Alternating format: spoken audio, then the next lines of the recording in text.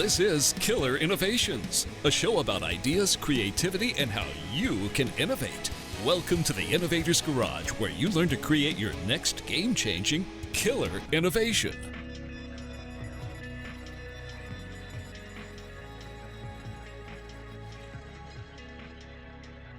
Welcome to Killer Innovations. I'm your host, Phil McKinney. We are back here in the studio in Northern Colorado, as you can tell with that beautiful view behind me up to Long's Peak.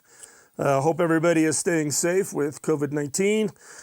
We are still staying isolated here on the ranch. Fortunately, we have the studio right here with us, so we're still able to put out the show each and every week. If you are a new time listener of the show, welcome.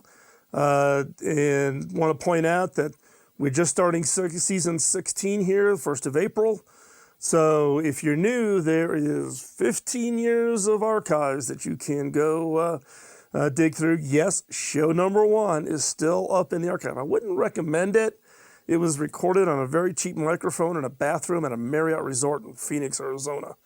It has a fun little experiment, which now has turned into the show. The last couple of weeks, we've been doing the virtual brainstorming. So I've been showing some brainstorming efforts using Jamboard.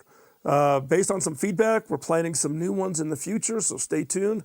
Those will be coming up. But I think today's show is going to be an interesting topic. Many of you know my background, having been at Hewlett-Packard as the Chief Technology Officer and retired, albeit my wife now says I can no longer use the R word. It is absolutely meaningless for me. But I retired as the CTO back in 2011, and when I was at HP, I had the gaming division reporting to me. So if you're familiar with the gaming industry, the gaming space, gaming PCs, laptops, etc., those were all products that I was involved in because I used to be a hardcore gamer, but probably not nearly as much as I used to be. But today we are going to talk about gaming, and I've got a guest here today that's doing an interesting kind of little twist on the typical gaming strategies and approaches that are out there. So let me bring on the guest. So Austin Smith from Mission Control. Austin, thanks for taking the time to join us here in Killer Innovations.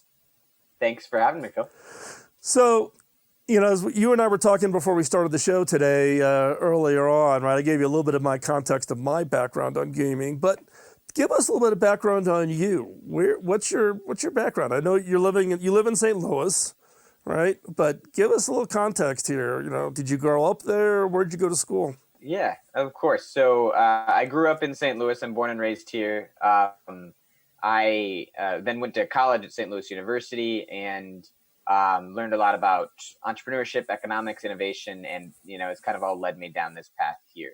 But my relationship with gaming, you kind of brought up your relationship with gaming at HP. I mean, mine, like you said, you are a hardcore gamer. I grew up gaming, same way, but it was, gaming with my brother or with my friends as a way to spend time together. So I actually wouldn't say, call myself a gamer.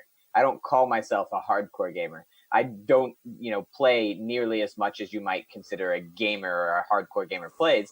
What I play, and very often, is with my friends, with my brother, as a way to spend time together. It's a community gathering activity. And that has what has brought, the core of Mission Control together too, is that Mission Control focuses on that community aspect rather than that hardcore competitive aspect. Yeah, I mean, the gaming market has tried to solicit some form of this social interaction, with, things like Twitch or, e-gaming, esports, whether it be semi-pro or pro. I remember, this has got to be 2006. I happened to be in Busan, South Korea, when a huge professional gaming event was occurring. First professional gaming event I ever attended. I think it was 2006.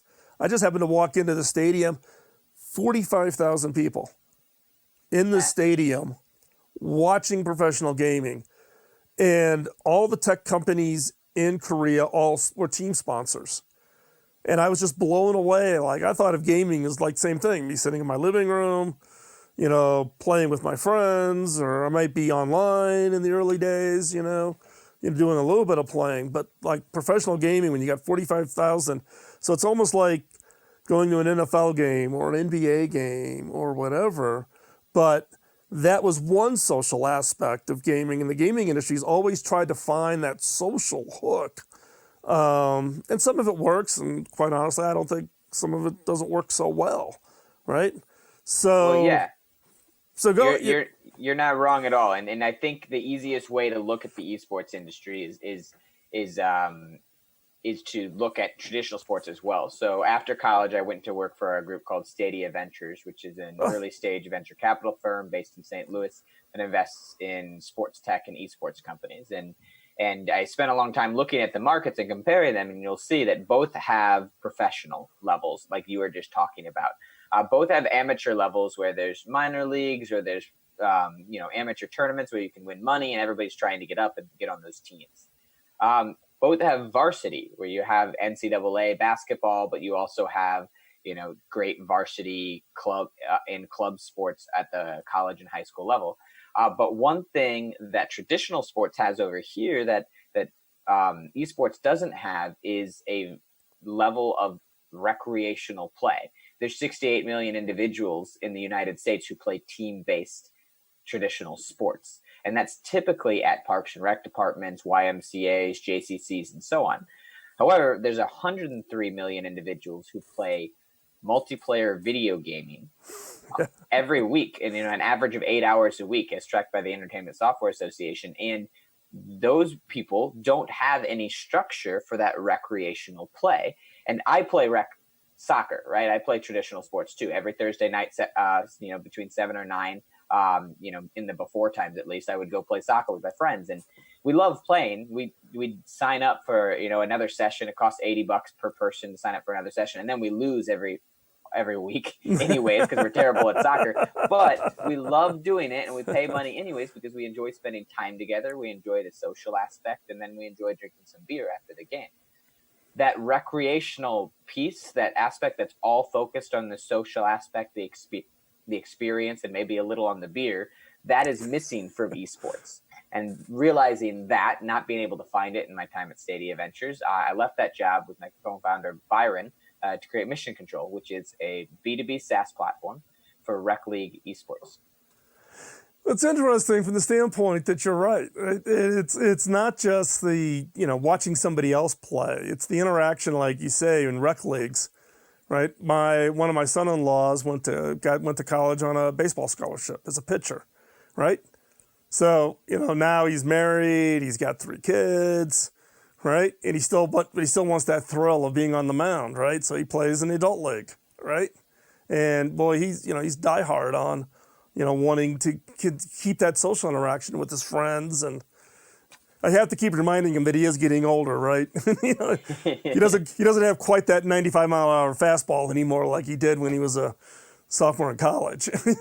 But right, might not have it, but you got to live your glory somewhere. And in the same case with gaming, you don't have to be a hardcore gamer to enjoy gaming. You don't have to play constantly every day. You don't have to be the best at Warzone.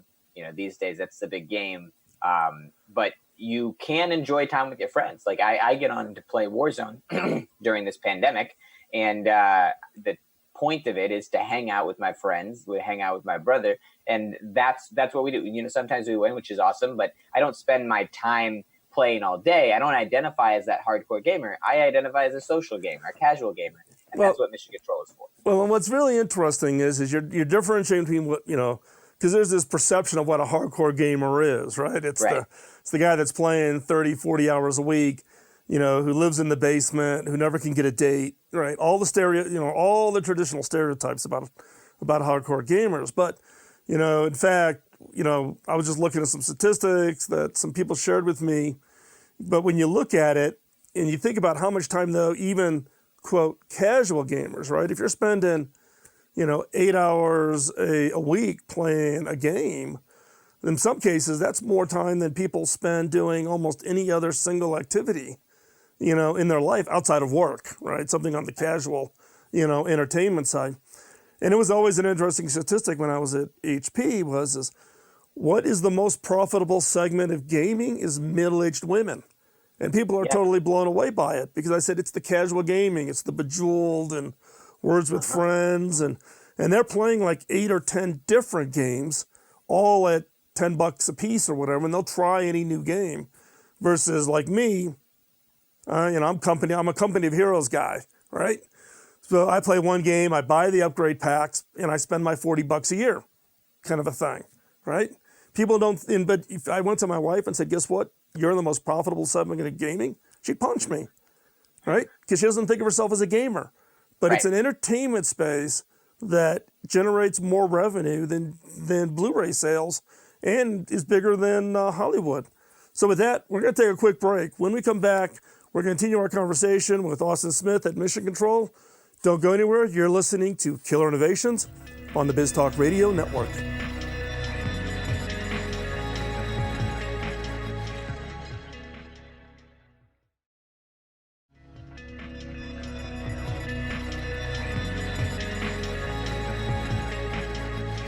Welcome back to Killer Innovations. We are here in the studio with Austin Smith from Mission Control. So, Austin, before we went to the commercial break, we were talking a little bit about where you started at from the VCs, and the VC you happened to be with was also in sports, tech, etc.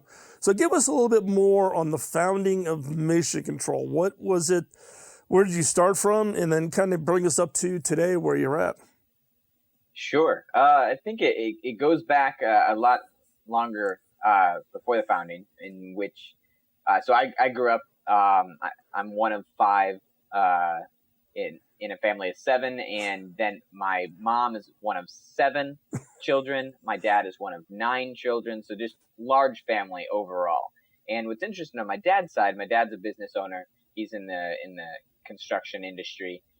But he's got 8 other siblings, and pretty much all of them, the grand majority of them, have all owned their own business at some point as well. My grandpa, his dad included. So there's a little bit of this idea of just like this business, or just taking stuff and putting it on your own shoulders and just hustling through is kind of in the blood in a way. So that's been something that I've always been interested in. It's just automatic. I never really thought about it.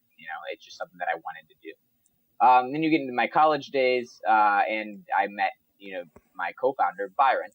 Byron and I, we worked great together in a lot of ways. We went in business school at St. Louis University, and happened to be on, the same floor freshman year. We're just great friends, but we also worked together in a lot of different ways. We tried different clubs. We tried different things. We were very, great teammates in every new thing we tried. And that continued to, we actually would get hired together, at the Center for Entrepreneurship at St. Louis University. We got hired together. That led us to getting hired together at Stadia Ventures. And then by that point, by the end of all that, we had worked professionally together in different ways for, 5 years by that point. So we knew how to work together. We knew how to achieve success together. We knew how, each one of us excelled, and it actually made a perfect setup for us to work together for Mission Control. So the question I have then is, when you look at, very successful entrepreneurs, it's always a team. Steve Jobs, Steve Wozniak, Bill Hillard, David Packard, right? They all had complementary skills. So is that the case with you and your co-founder? Do you each have overlapping skills, or are there distinct separate skills that make you just a really strong team? I think there's a little bit of both. I mean, we have overlapping values and interests and end purpose. Like, that is what's overlapping. And I think that has allowed us to be super hyper focused on what we care about. And, with a lot of these core decisions, or any core decision when you're building a business, or the purpose of the business, or your branding and your culture, a lot of that is just so easily aligned because of how similar we are in that way.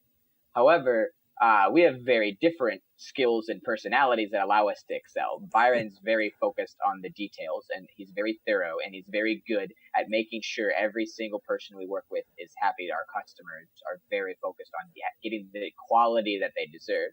I'm, on the other hand, just having fun drawing on a whiteboard, saying, what if we do it this way? But, drawing arrows around, and, this is just, the play call, like, that I love to draw up.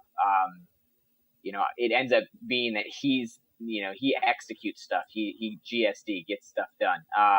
And then you have me on the other hand, and I can put a strategy together. I can put the vision of the product together. I end up building the product from the product management viewpoint, and that's where we kind of differentiate. But we have a lot of things that overlap too, and we're a good team for those reasons. Well, and I think that's important, right? Because I mean, if I think back to like, you know, my years at HP, Bill Hiller and David Packard, right? Bill was the engineer's engineer. Dave was the vision, long-term strategy, the public-facing side. Bill never wanted to talk in public forums. Dave had no problem walking up to a microphone, right? And those kind of complementary skills. And Steve Jobs, Steve Wozniak, and I know both the Steves, right? Steve Wozniak, engineer's engineer. He's actually ex-HP. Steve Jobs, very much that vision, you know, the person who can draw on the whiteboard. So kudos to you to finding that early, because a lot of entrepreneurs struggle trying to find, you know, that partner that you can just absolutely trust and you are aligned on values and ethics and vision and understanding, you know, what your missions in life is. So kudos for you on that. We got lucky for sure, but I also give a lot of credit to St. Louis University for not only like their programs and entrepreneurship economics and that sort of focus, but just their focus on building, you know, full people of, you know, well-rounded, good character. And I think like that's a lot of the big portion of, you know, where I found a good founder. So how did you and Byron then go from friends to working at the VCs to then saying, you know, let's go start Mission Control?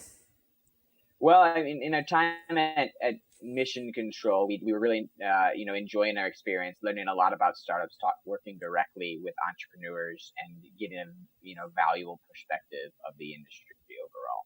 And one of those, you know, pieces that I kind of shared earlier was that we noticed that esports is this massive market growing quickly, very exciting thing, but there was no infrastructure for what we described ourselves as casual gamers, both of us feeling that way, neither one of us calling ourselves the gamer.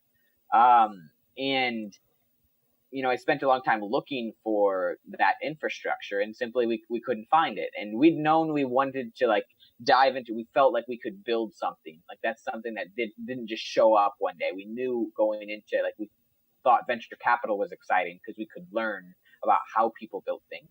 And when that opportunity presented itself, it's hard to say, wow, you know, it's hard to walk away from that. It's like, you can see it. You can see the opportunity there. It's hard to walk away. So we got, you know, encouraged to go start it and see what we could make of it. So when did you pull the trigger? How long, what, you know, was it a year ago, 6 months ago? Yeah. Year and a half ago. Okay. It was late 2018 when I left Stadia to build this, and Byron joined me a few months later when we started to get things off the ground a little bit. That's great. Well, I mean, you know, because I get flooded with people, you know, PR teams wanting to get, you know, their clients on the show or whatever.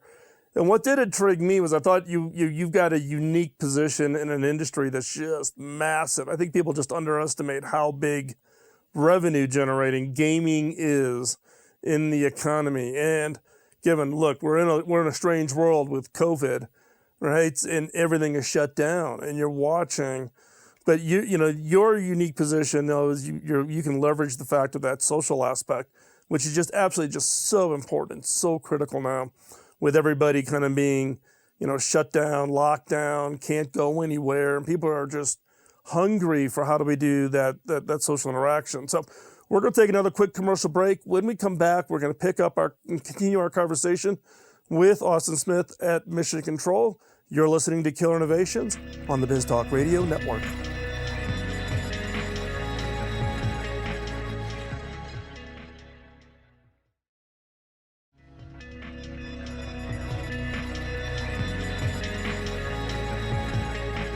Welcome back to Killer Innovations. Let's continue our conversation with Austin Smith of Mission Control.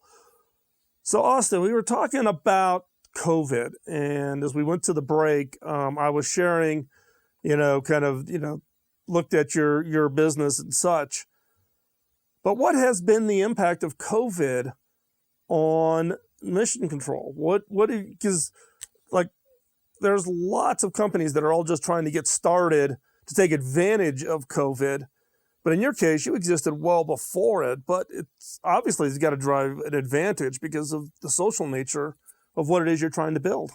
Yeah, exactly. And here's the thing. I think people, I mean, this is a tough time for everyone, and people need each other. When, people face difficult situations, people lean on each other for support and for experience.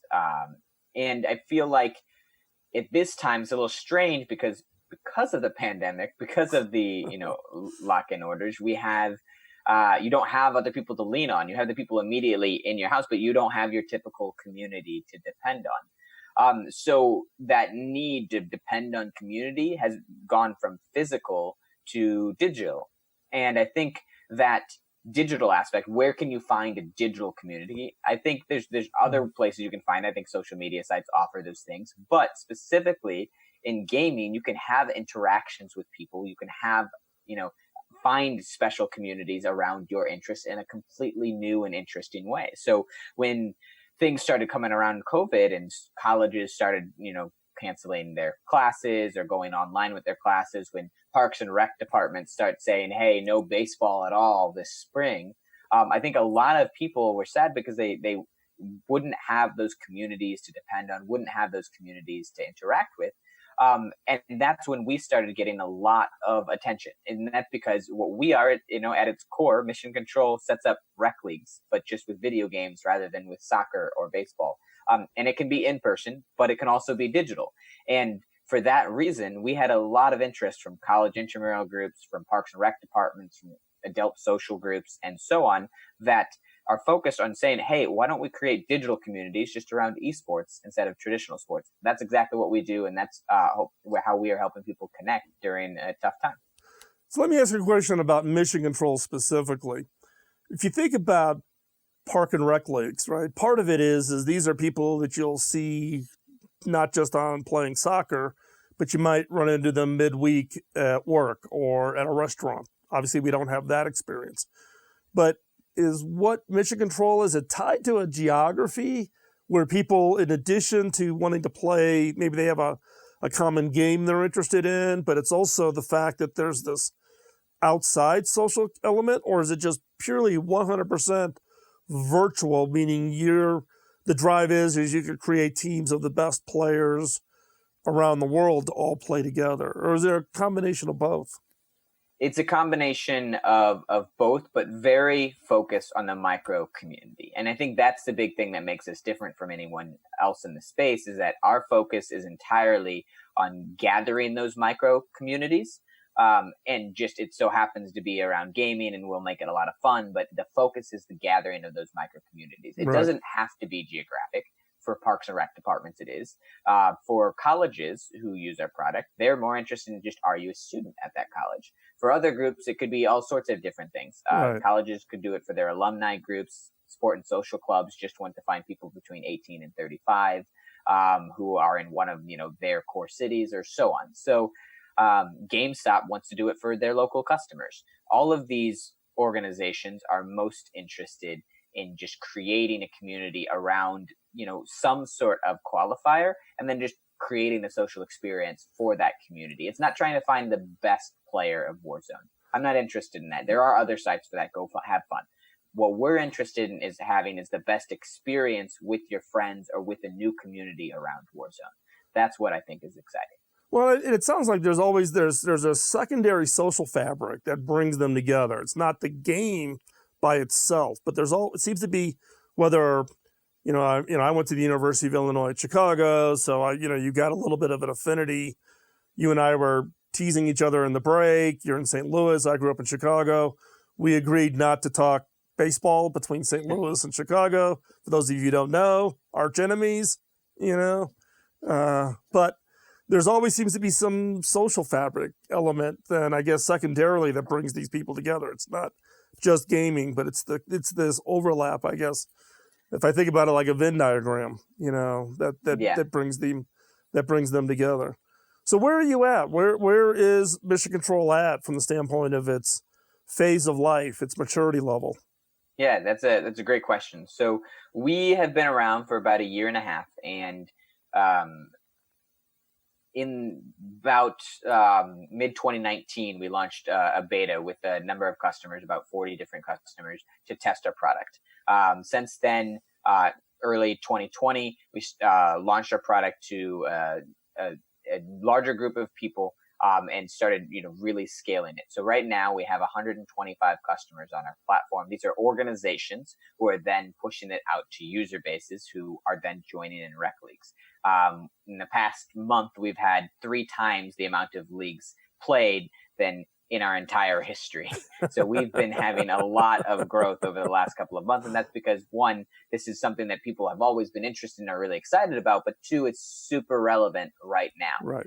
With some really great and interesting customers that include Duke University, MIT, Washington University, also the Dallas Parks and Rec Department, multiple other Parks and Rec departments, and GameStop, for example. So there's a lot of different groups that use our product to basically create community gathering and community experiences, just through the medium of gaming and esports.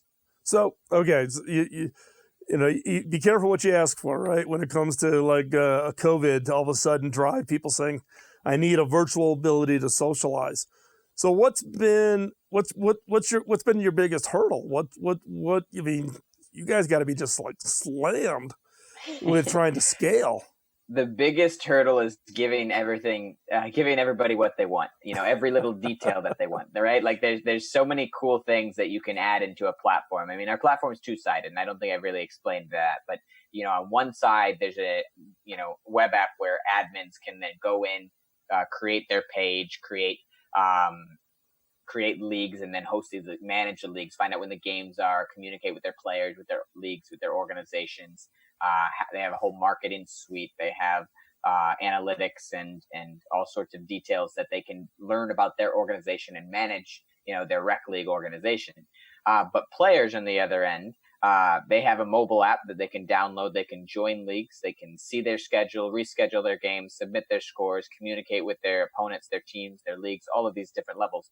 For them, it's like kind of like a fantasy sports experience, but they're actually playing the games. Mm-hmm. For the admins, it looks just like any other rec league experience.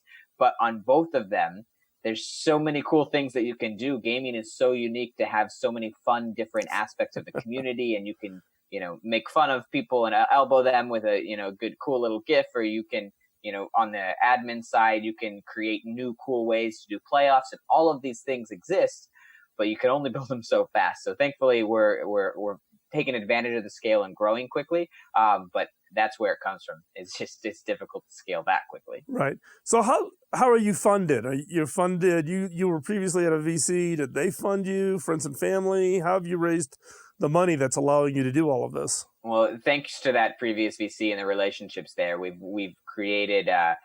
So far we've had a couple $100,000 of angel funding that are very much related with that VC, and around in St. Louis, and our relationships here to bring us to this point.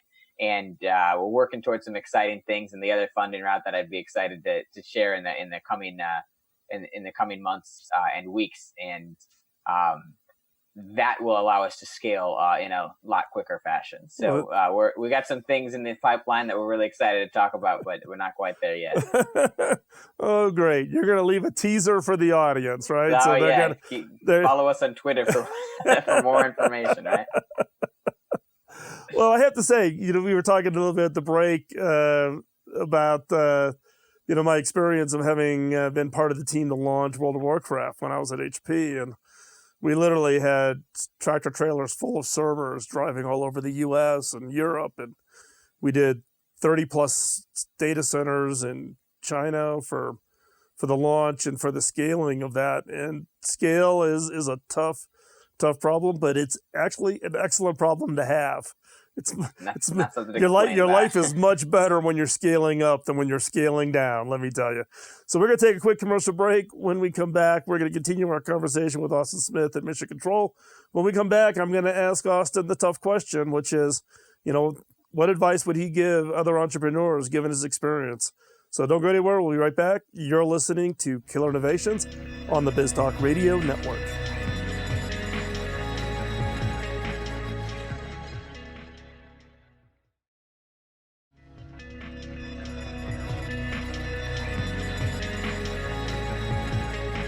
Welcome back to Killer Innovations. I'm your host, Phil McKinney, continuing our conversation with Austin Smith at Mission Control. So as we went to the break, I posed up a couple of questions for you. One question is, well, look, you're probably the same age or even younger than my adult kids, right? So you came out of a VC.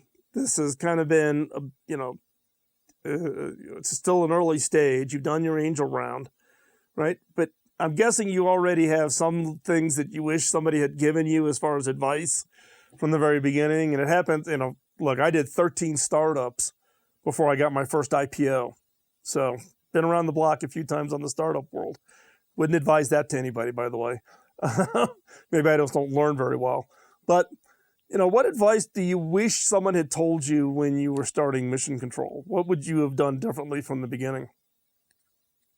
That's a fascinating question in a lot of ways, because I feel like, there's two different areas of like wishing you did something differently. Like one is like true regret, like it burns you on the inside. And then the other is like, oh, I look back, and honestly, my co-founder and I were talking last night about looking back and what we could have changed. And it's not something that we regret as much as like it's a burning inside, like it burns us, but it's still something like, I think we could have done better if we had known this. And I think that the core of that is to not overplan.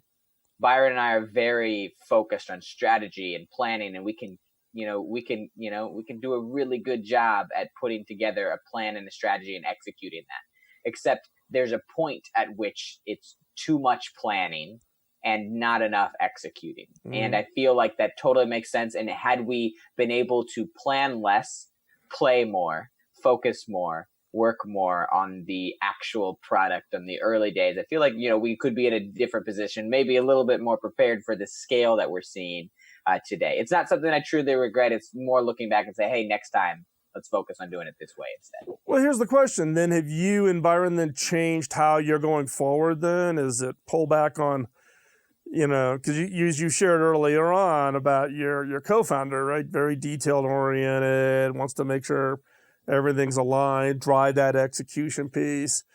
Have both of you then had to kind of back off of what your natural skill is to say, we just got to get this done. We got to get, the heat is on. We've got to make this thing come together.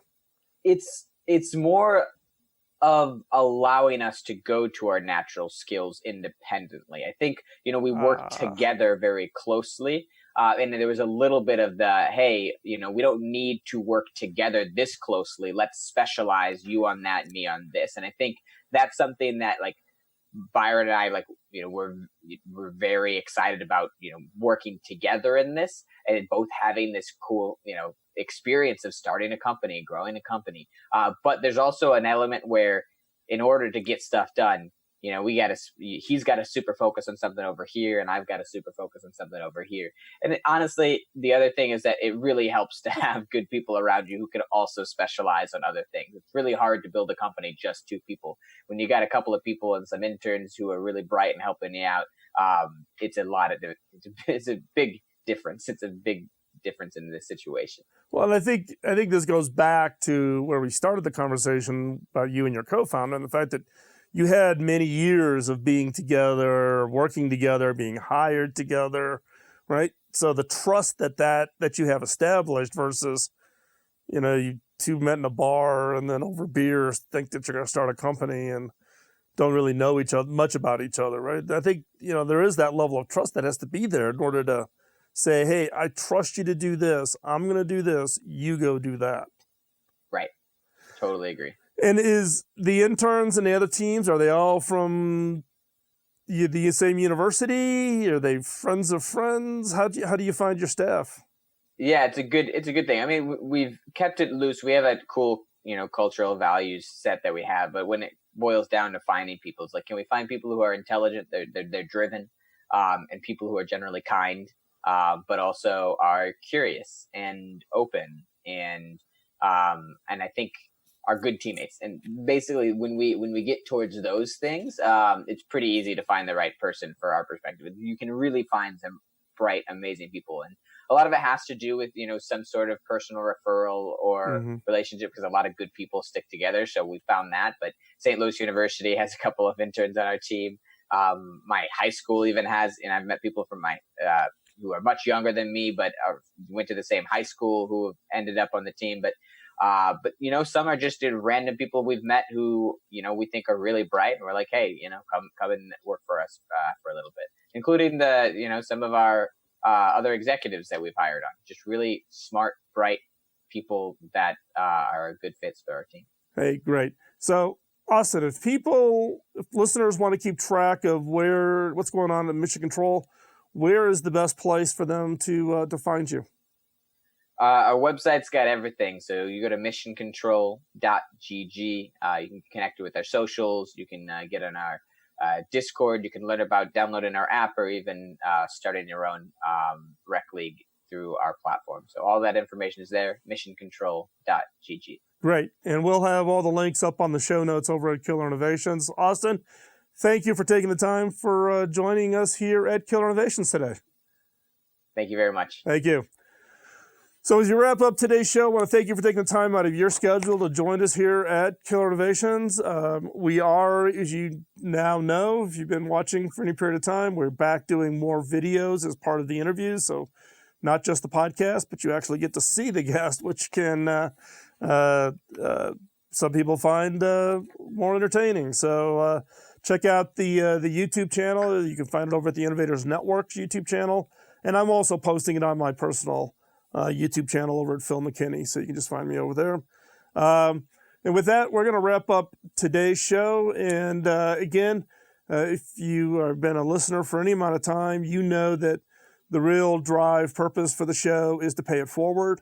Both the team here, but also our guests to share their experiences, that you have that as input as you go on your own innovation journey and take your ideas and make them real. So the one ask that we always have is help us out by telling others about the show. Share with your friends, share a show that you might think is appropriate to a specific individual.